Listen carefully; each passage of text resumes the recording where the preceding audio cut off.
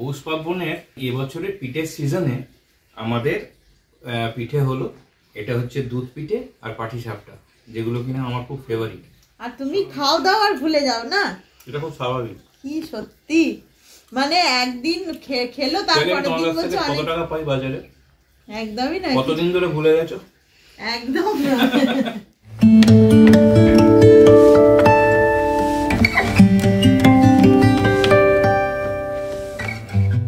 Good morning.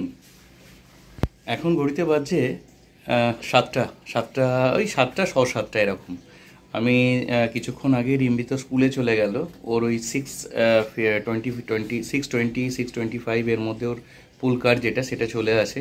তো আমি রিম্বিকে স্কুলের পুল কারে তুলে দিলাম, তারপর বাড়িতে এলাম। পিয়ালি বলেছিল যে একটু শুয়ে নাও, তাই দেখলাম আর ঘুম আসছে না, তো সেই কারণে আমি এখন রেডি হয়ে নিয়েছি, দেখতেই পাচ্ছ।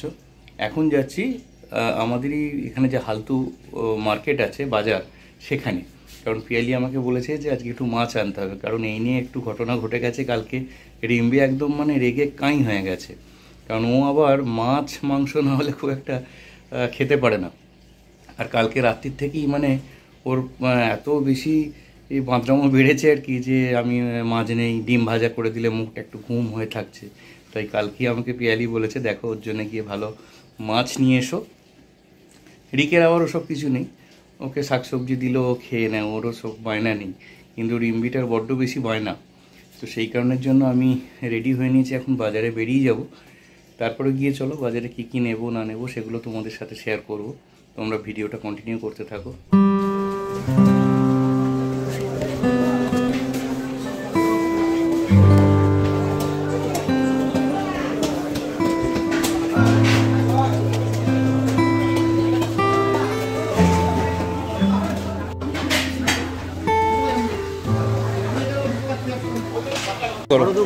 খুব বড় নয়,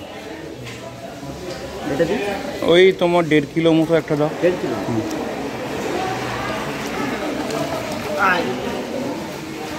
জলটাকে ঝরাও।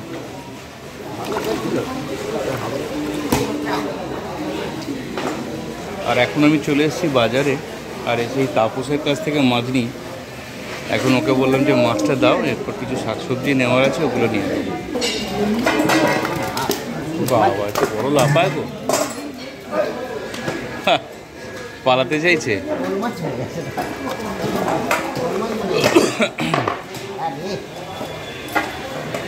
ওকে মনে হয় তোমার মাথায় মেরে দিতে হবে, তাই নাহলে পারবে না হয়তো। যা,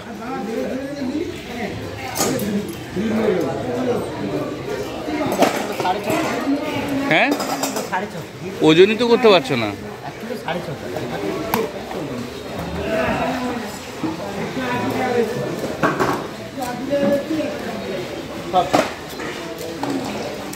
গাদা পিটি করবে, হ্যাঁ।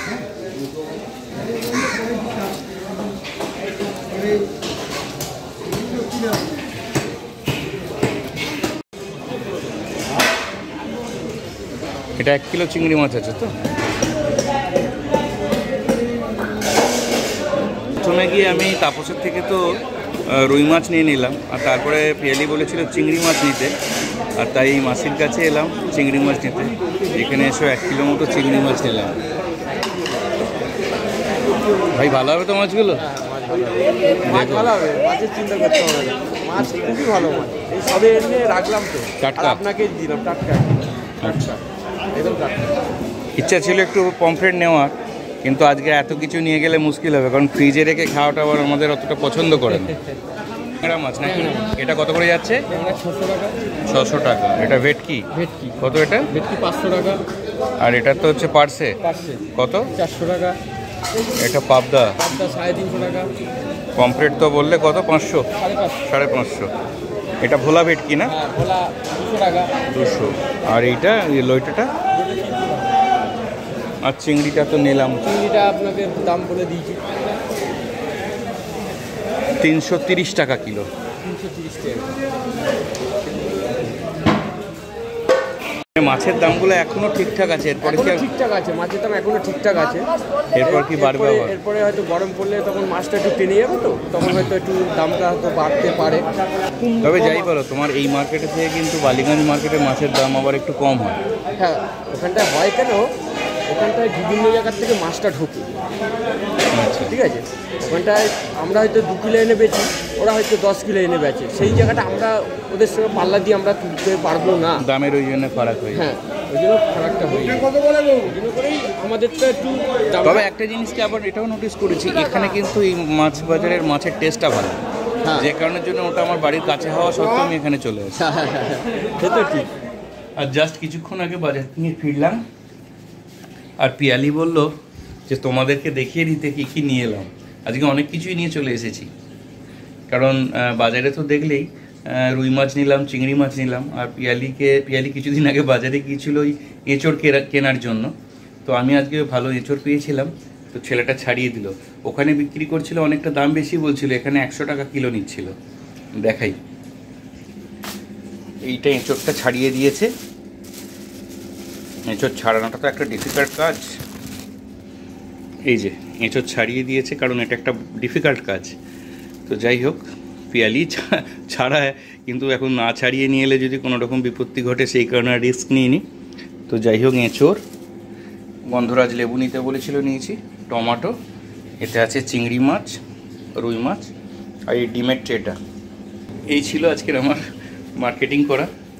তো যাই হোক, সকালে যেটা বলে শুরু করেছিলাম, রিম্বির মনে হয় মুখে হাসি ফুটবে, দেখা যাক কি হয়। তারপর পিয়ালি তো তোমাদের সাথে ব্লগে শেয়ার করবে যে রিম্বির অভিব্যক্তি কি ঘটলো।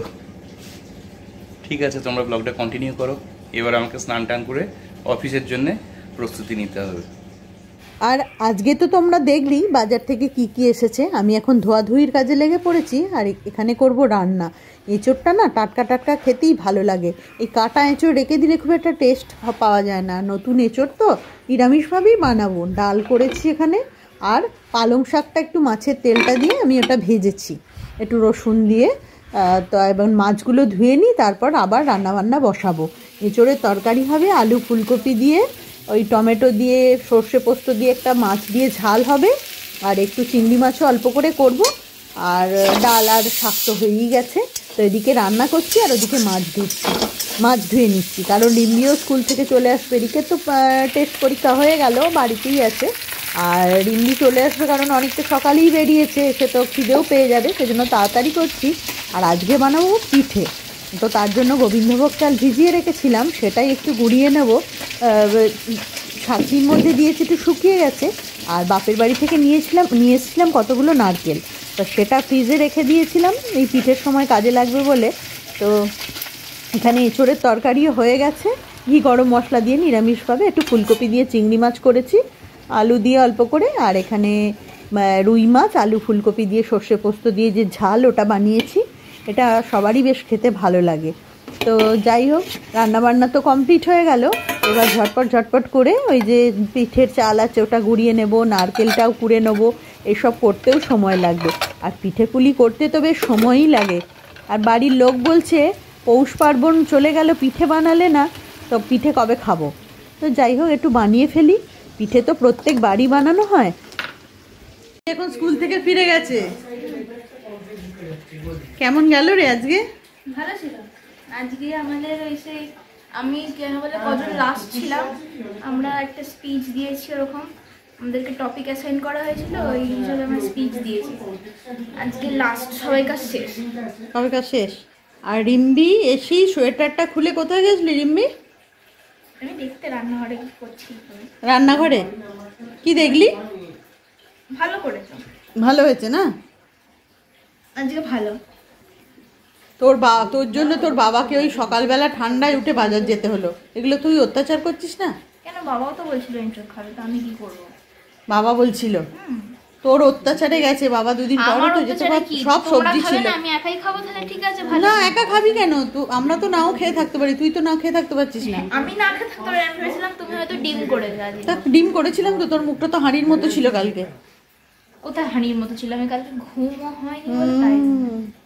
নে সব জামা প্যান্ট চেঞ্জ কর। সব আঙুরগুলো পড়ে গেছে। আঙুর পড়ে গেল? কি করে পড়লো? ওই বন্ধুদের মধ্যে খেতে হয়তো। এই রিক, মনে হয় পার্সেল এসছে, দেখ তুই দেখ। আর রিকের তো পরীক্ষা শেষ, মানে টেস্ট পরীক্ষা।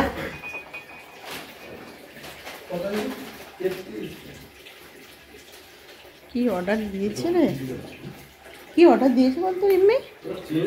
হ্যাঁ জানিস, খুচরো নেই একদমই। কি এলো?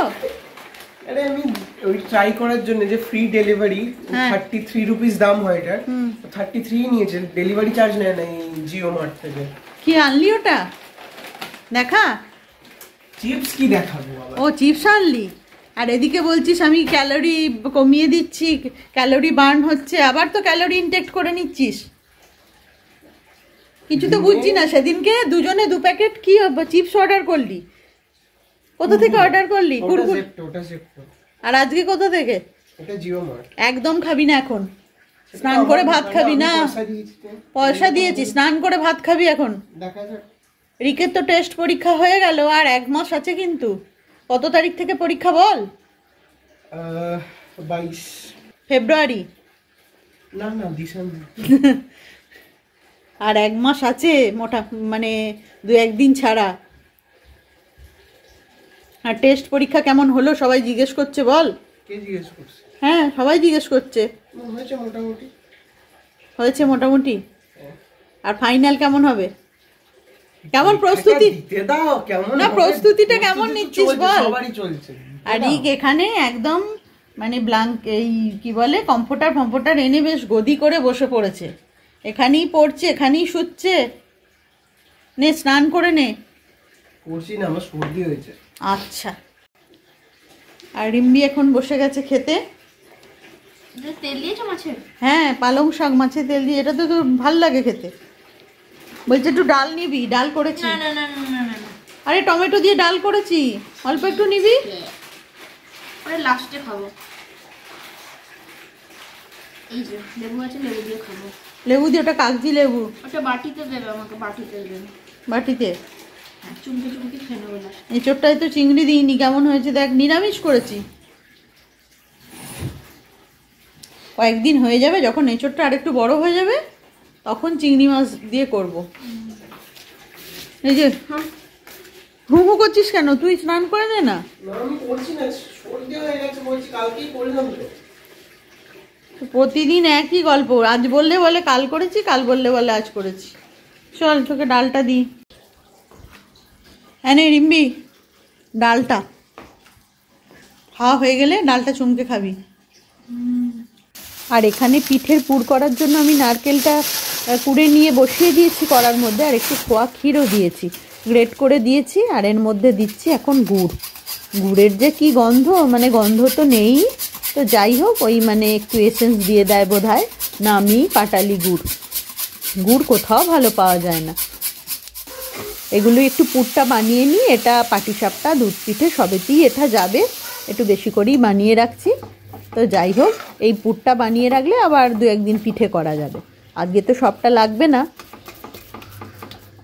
আর এদিকে চালটা আমি গুঁড়িয়ে নিয়েছি, গোবিন্দভোগ চালটা একবার গুঁড়িয়েছি, আর একটু গুঁড়িয়ে নেবো। এটা দিয়েই হবে দুধ পিঠে, পাটিসাপটা দুটোই হয়ে যাবে। চাল গুঁড়ো তো আমি সেভাবে কোনো দিন কিনি না, বাড়িতেই একটু বানিয়ে নিই। সেদ্ধ পিঠে খাবার জন্য সেদ্ধ চালও একটু গুঁড়িয়ে নেওয়া হয়। তো যাই হোক, একটু সবই রেডি করে রেখেছি। ময়দা, সুজি, দুধের মধ্যে একটু সুজিও দিয়ে দিয়েছি, দিয়ে একটু ছেঁকে নিয়ে এটা পাটিসাপটার ব্যাটারটা রেডি হয়ে যাবে। আর এদিকে দুধ পিঠের দুধটাও আমি মেরে নিয়েছি, অনেকটা দুধই অনেকক্ষণ ধরে মানে ফুটিয়ে নিচ্ছি, সেটা মেরে নিয়ে তো এতটুকু হয়েছে। এটা দিয়েই বানাবো দুধ পিঠে। আর এইসব বানাতে বললামই তো বেশ সময় লাগে, ঝটপট করে বানিয়ে নিচ্ছি। তো এই যে দুধ পিঠেগুলো এখন রেডি হয়ে গেছে, এখন দুধের মধ্যে ফেলে দিই। খুব বেশিক্ষণ ফোটাবো না, দুধ পিঠে তো মানে খুব বেশিক্ষণ সময় লাগে না সেদ্ধ হতে। তা দিয়ে তারপর আবার একটু গুড় দিয়ে দেবো নামাবার আগে। আর এদিকে পাটিসাপটাটাও বানিয়ে নিচ্ছি, খাওয়া দাওয়ার পরেই এগুলো সব করছি। পাটিসাপটা তো পুরটা রেডি করেইছিলাম, অনেকক্ষণ ভিজেছে, কিছুগুলো পাটিসাপটা তৈরি হয়ে গেছে, আর এখনও কয়েকটা বাকি আছে।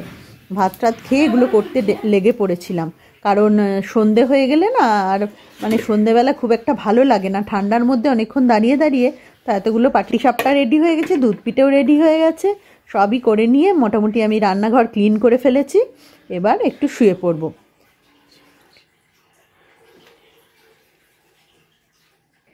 আর তারপর এখন সন্ধেবেলা, ওর বাবা তো অফিস থেকে ফিরে গেছে, ও কি একটু পিঠে দিয়ে দিই, মানে যে বাড়ির লোক মেন লোক সেই পিঠে খাবার বায়না ধরে, খেতেও খুব ভালোবাসে। যদিও রিমবিও সবাই পিঠে পাটিসাপটা সন্ধেবেলাতেই খেয়েছে, তোর বাবাকে এখন দিই।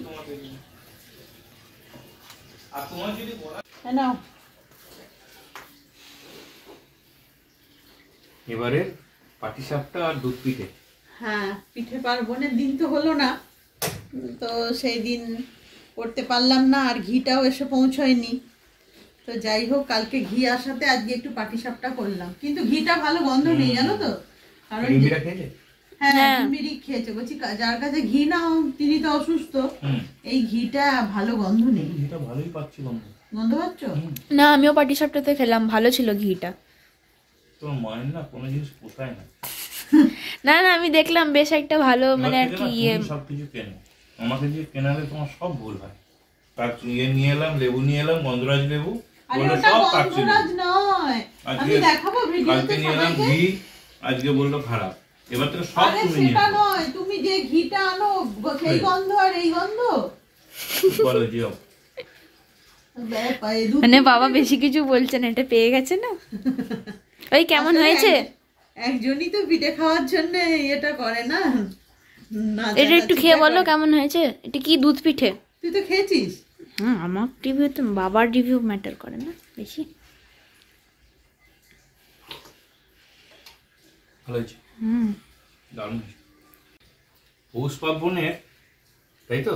পৌষ পার্বণ তো মানে হয়ে গেছে, কিন্তু এখনো পিঠে তো এই আরম্ভ হলো। মানে এবছরের পিঠের সিজনে আমাদের পিঠে হলো, এটা হচ্ছে দুধ পিঠে আর পাটিসাপটা, যেগুলো কিনা আমার খুব ফেভারিট। চলো আমি খাই। কেন, তুমি তো পিঠে পুলি উৎসবে পিঠে কিনে খেয়েছিলে আগের বছর। দূর বাবা, আগের বছর খেয়েছি আর এই বছর খেয়েছি, কবে কেমন তোমার কেমন লেগেছে? আগের বছর খেয়েছি, এবারে আগের বছর তো বানিয়ে তো দিয়েছি তোমাকে, তো প্রতিবারই তো বানিয়ে দেয়া।